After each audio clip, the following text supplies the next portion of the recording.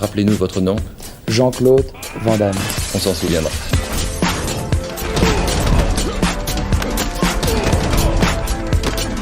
Van Damme Express.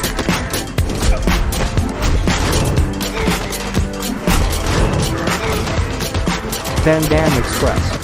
Vous écoutez Van Damme Express, le podcast qui regarde tous les films de Jean-Claude Van Damme et qui les classe les uns par rapport aux autres. Van Damme Express. Aujourd'hui, j'ai regardé Cavale sans issue, Nowhere to Run, un film de Robert Harmon avec Jean-Claude Van Damme, Rosanna Arquette, Ted Levine et Kieran Culkin notamment. Alors Robert Harmon, c'est son deuxième film, on lui doit juste Hitcher, un thriller plutôt remarqué, donc on lui donne sa chance sur ce film, scénarisé donc par Joe Esteras. Joe Esteras, c'est un des scénaristes en vogue à Hollywood, donc on est en 93. Il est en vogue parce qu'il a signé Basic Instinct, le film de Verhoeven sulfureux, en 92, donc l'année d'avant. Donc c'est clairement un gars dont on commande des scénarios, Cavale sans issue, qui au début devait être porté par Mel Gibson dans le rôle principal. Quand il est recasté avec Jean-Claude Van Damme, on le réécrit largement pour y inclure beaucoup plus d'action. Et donc on devine en fait en regardant le film ce qui devait être un film plus sulfureux, plus sexualisé, plus une romance entre cette personne en cavale, je vais revenir sur le scénario, et donc cette femme mère de famille isolée dans la campagne américaine.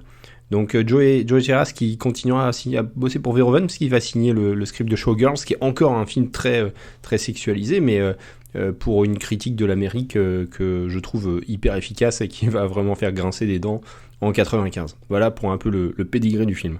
Donc, on est en 93, c'est pareil pour Jean-Claude Van Damme. Il sort du succès d'Universal Soldier, il veut continuer à un peu diversifier sa carrière. La même année, il va quand même tourner dans Chasse à l'homme et apparaître dans Last Action Hero, donc c'est quand même une grosse période pour lui.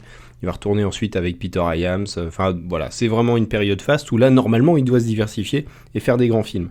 Alors, qu'est-ce que c'est Cavale sans issue ? Bon, c'est un film de cave. Tout est dans le film. Hein. C'est Jean-Claude qui s'échappe il arrive à s'échapper avec son pote d'un camion pénitentiaire qui traversait le désert, on imagine au centre des États-Unis. Ils vont se faire poursuivre. Son ami Billy, avec qui il s'échappait, va se faire tuer. Donc, il va rencontrer cette famille, donc cette femme. Clyde, qui est isolée, qui éduque ses deux enfants, Mike et Bray, isolés dans leur maison. Et cette femme est menacée par un concessionnaire véreux qui cherche à lui acheter ses terres et l'expulser par tous les moyens possibles. Donc ce concessionnaire va embaucher un homme de main pour faire le sale boulot et menacer les gens, faire des attentats, brûler la grange du voisin, des choses comme ça. Et puis Jean-Claude qui campe dans le terrain de la dame va s'éprendre de sa cause, va s'éprendre de la dame tout court et va péter Madame des coups. Wilson, je connais votre situation financière. Pardonnez-moi si je suis quelque peu indélicat. Il vous est impossible de payer vos traites.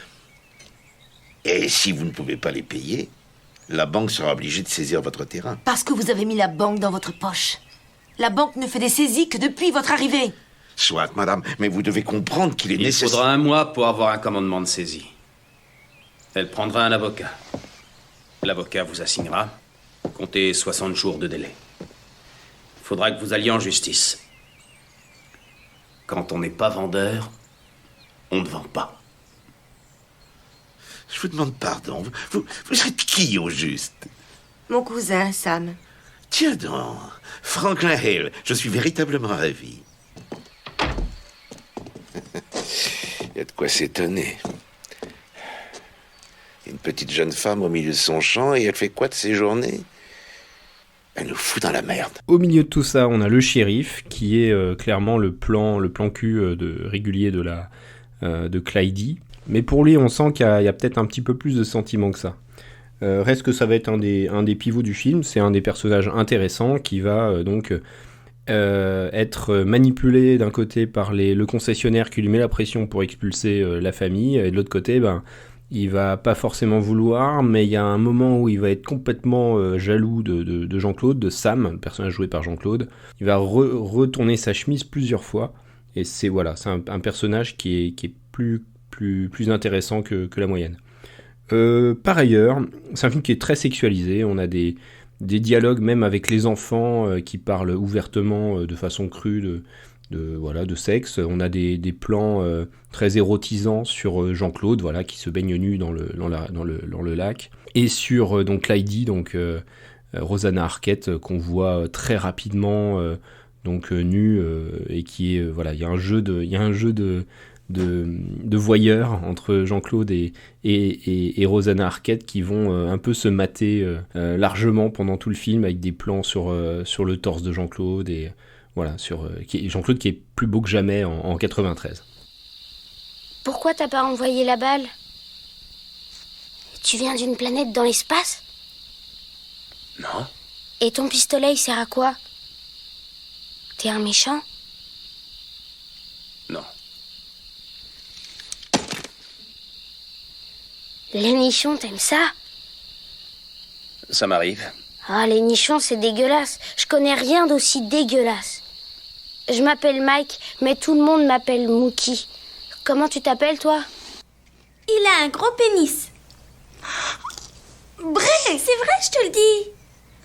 Il s'est baigné dans les temps. Il a un pénis moyen. D'où tu le sais, toi? Je l'ai vu. Quoi, déjà? Je ne veux plus qu'on parle de pénis. C'est toi qui vas dormir dans son lit? J'ai dit ça suffit. La seule qui va dormir dans mon lit, c'est moi. Salut, maman. Bonjour chérie. Où est ta sœur? Oh, je sais pas, elle est partie jouer. Où est Sam? Il dort encore. Non, j'ai regardé, il est pas dans la grange. Il dort dans ma chambre. Toute la nuit? Chouette, j'ai le droit de le voir? Non, il est vraiment fatigué. Laisse-le dormir 2 ou 3 heures. 2 ou 3 heures? Mais qu'est-ce que tu lui as fait? Mookie. Bon, bien sûr, le film bascule au bout d'un moment et se change un petit peu en film de siège. Alors, plusieurs épisodes où les méchants vont venir mettre le feu à la grange, attaquer comme ça la maison, et à chaque fois, Jean-Claude Van Damme va protéger tout le monde et va amoindrir les dégâts, sauver des chevaux, des gens, voilà. Donc, la résistance se consolide. Jean-Claude va ensuite s'en aller au Canada, donc pour fuir le pays, mais finalement pourchassé par des hommes. Alors il y a une chouette poursuite en moto, c'est plutôt bien filmé. Va finalement revenir sur ses talons au moment où la maison est prise d'assaut par les méchants. Là, il y a une petite séquence à la maman, j'ai raté l'avion, ce qui est très très rigolo, parce que le petit garçon est joué par Kieran Culkin, qui est le petit frère de Macaulay Culkin, donc qui joue dans Maman, j'ai raté l'avion. Et donc il y a une scène où il s'échappe de la maison par le toit, et on sent qu'il va aller dans le garage pour faire un plan. Non, en fait, il va croiser Van Damme, qui va lui dire cache-toi là, je vais castaner tout le monde. Voilà, ça finit pas trop mal pour ce film quand même assez classique. Sortez du camion. Vous faites peur à mes enfants! Sortez du camion. Laissez-les tranquilles. Sam! T'es qui, toi, connard? Le gardien du parking. Vous importunez mes clients, monsieur.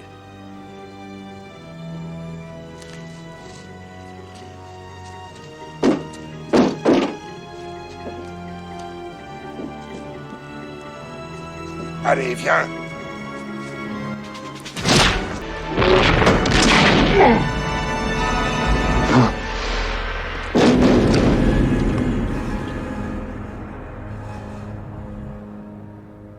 Au revoir, enfoiré.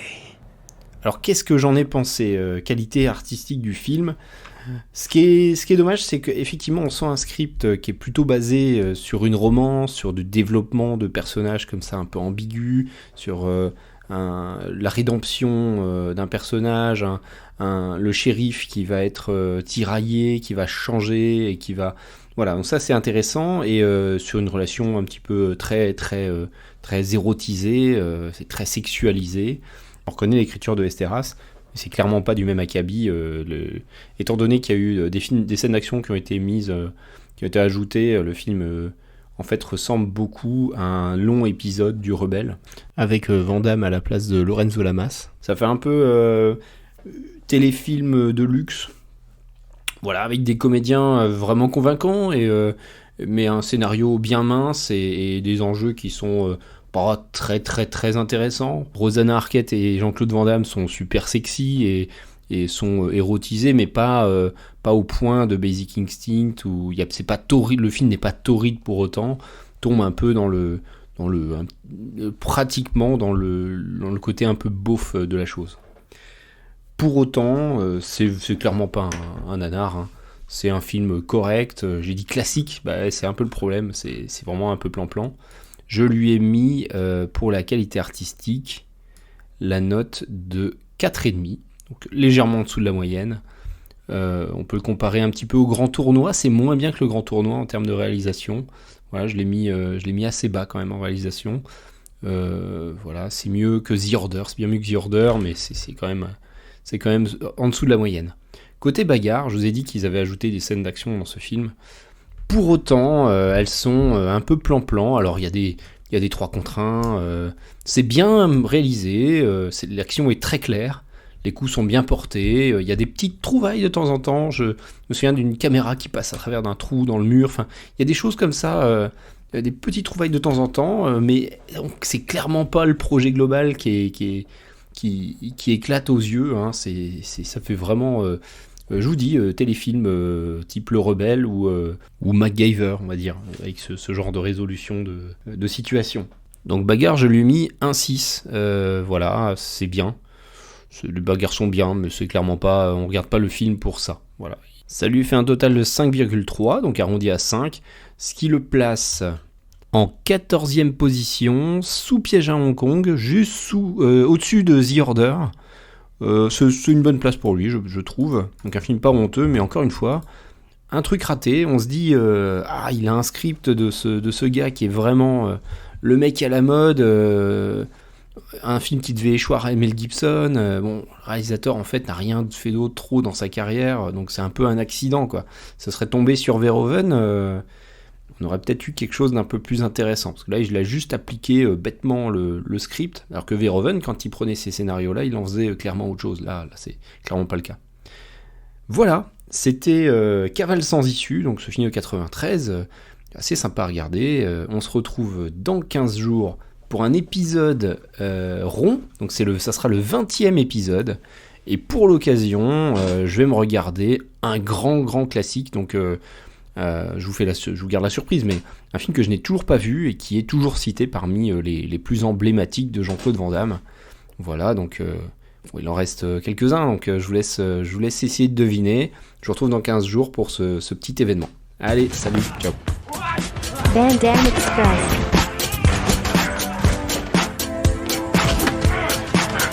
Van Damme Express. Van Damme Express.